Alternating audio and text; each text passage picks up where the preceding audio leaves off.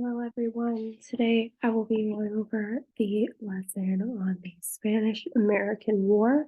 It's the second day of Unit 5. This topic will be covered on Friday, February 10th and Monday, February 13th, depending on if you are A day or B day. Your warm-up for today is this political cartoon.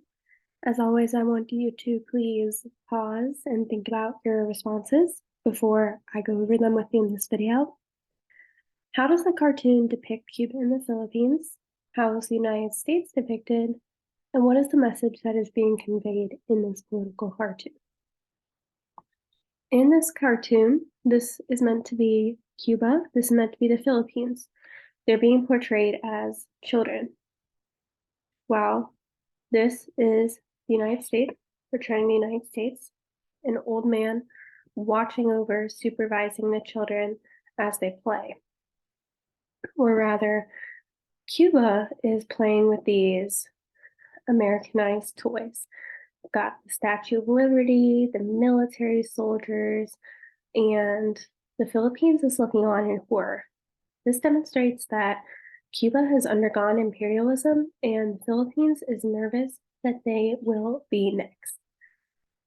And they're not sure what they think of it quite yet. They're not sure if they want to change that culture and play with these toys in metaphor or in more reality, be practicing this United States culture, this way of life that they are not currently practicing. As always, I want you to talk to the people around you about the answers to these questions. So you should submit that warm-up. We're going to do these notes on the Spanish-American War. And I want you to, as we go through, be thinking about question of the day, the essential question. When should the United States get involved in other countries' affairs? I'm going to, later in the class, form your answer to that question and discuss your argument. We're going to be thinking about also, how did imperialism help the United States to become a world power? The Spanish-American War was an 1898 conflict between the United States and Spain that ended Spanish rule in the Americas.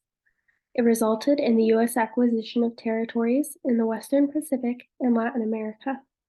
It was the first U.S. and European conflict since the War of 1812. Sorry, obviously I'm still sick. The causes of the war included that Cuba and the Philippine Islands revolted against Spain, yellow journalism, Delome letter, protection of American business interests in Cuba, and explosion of the Maine. Between 1895 and 1898, Cuba and the Philippine Islands revolted against Spain. On April 9th, an armistice was announced by Spain. It was supposed to grant Cuba limited powers of self-government. Soon afterwards, the United States Congress issued the Teller Amendment. This declared Cuba's right to independence. It demanded the withdrawal of Spain's armed forces from the island and authorized the use of force by President McKinley to secure that withdrawal while stating it would not annex Cuba. Think about, what does annex mean? Become part of the United States, become a United State. And that Cuban people would have no independence. I have Cuba highlighted here on this map. Why do you think, what would be the motivation to promise Cuba that they could be independent? There are multiple possible answers to this question. As always, please do pause if you would like to think about that. One of the major reasons that is cited is because the United States is trying to spread democracy throughout the world. So they want to show that they're not just going around creating an empire. They're allowing these countries that they have influence in to have the freedom to choose democracy for themselves. The Platt Amendment allowed the United States to intervene in Cuba whenever the United States believed it was necessary. So even though they're not like overtaking Cuba, they still have a lot of influence there. This gave the United States the right to lease land in Cuba suitable for a naval station at Guantanamo Bay. This is another reason they want influence in Cuba. They want this military strength, this power. Yellow journalism was another cause of the Spanish-American War. This term was created due to a rivalry between two of the biggest newspapers at the time, Joseph Pulitzer's New York World and William Randolph Hearst's New York Journal. If you have seen the musical Newsies, it features this conflict, this time period. Journalism that relies on eye-catching headlines, exaggeration, and sensationalism to increase sales. The Delone letter is another cause of the Spanish-American War. This was written by Spanish ambassador to the United States, Enrique Duque de Delone. It included a criticism of the American president, William McKinley, by calling him weak and concerned only with gaining the favor of the crowd. This helped generate public support for a war in Spain over the issue of independence for the Spanish colony of Cuba. The explosion of the Maine was another cause of the Spanish-American War. The unexplained sinking of this American battleship in the Havana harbor triggered many of that yellow journalism headlines. This ship had been sent to protect the U.S. citizens in Cuba and property after there were anti-Spanish rioting in Havana. So it was seen as like a direct military threat. Take a look at this video.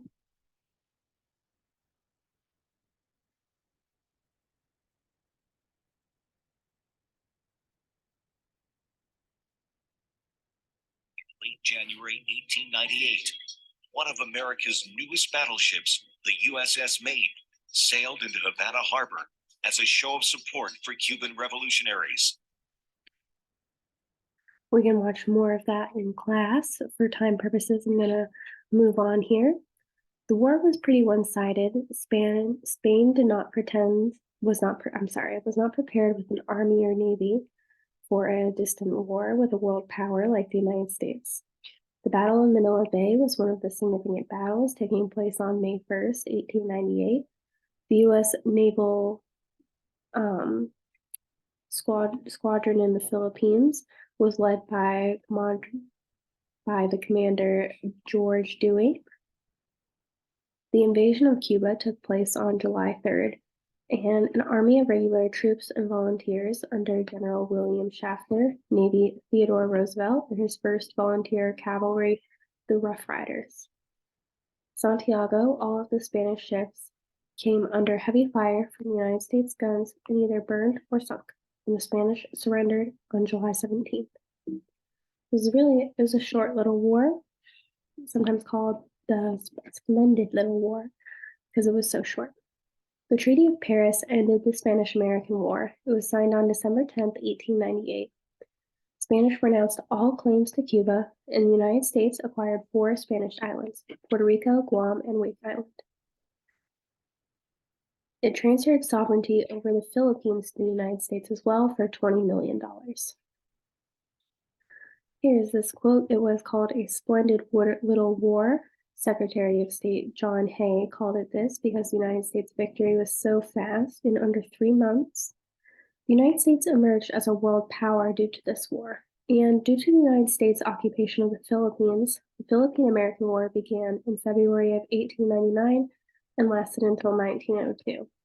This island nation fought the United States for its independence at the conclusion of the Spanish-American War and lost.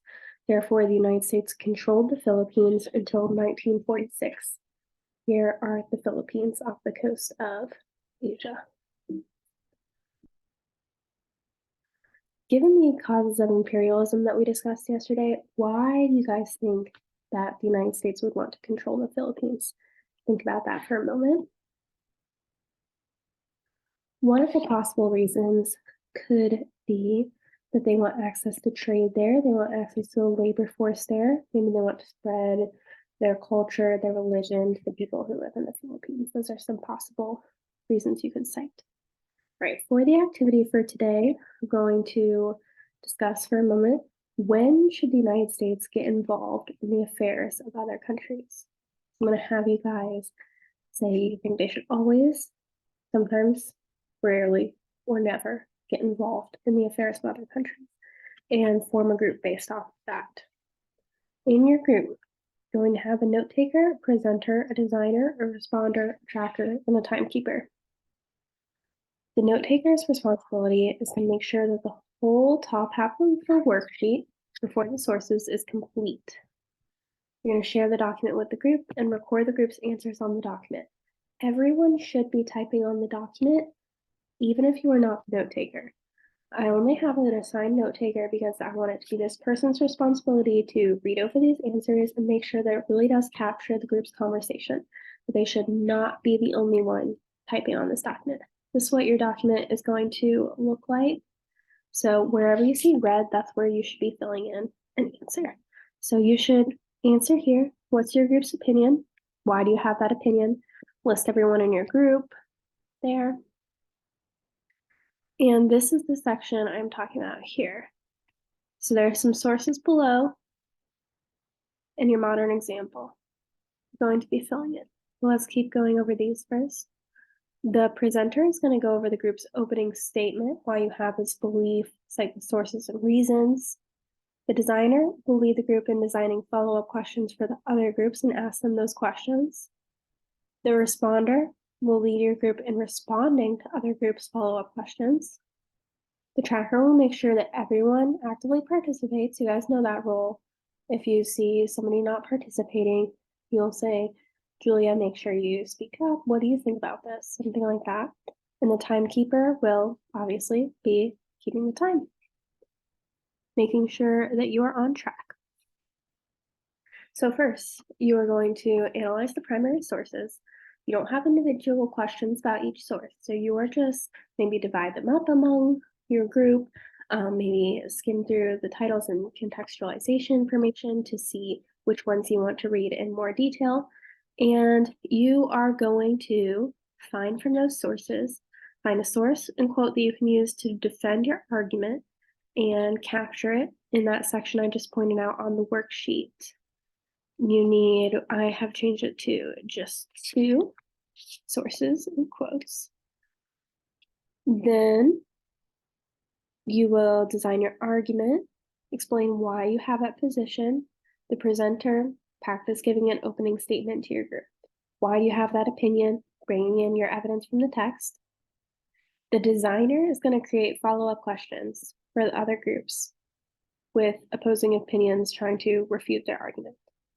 For example, for the Rarely group, what is an example of a time when you believe the United States should get involved in other countries? That's an example. You can write several different questions, and then you're going to think about the follow-up questions that other groups might ask you and prepare your responses. What are a few questions that you believe other groups might ask you? Plan your responses. That's for the responder.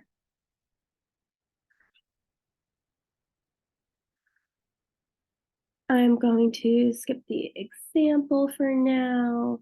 And then once everyone is done, everybody's going to give their opening statements, and then we will ask our follow-up questions. So just to reiterate again, you have this top section you need to fill out.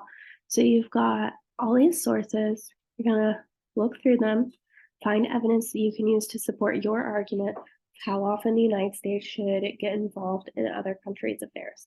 So you can be thinking about the examples we talked about yesterday and today, like the involvement in Hawaii, Alaska, Cuba, the Philippines. You can think about previous involvement, such as the Mexican-American War.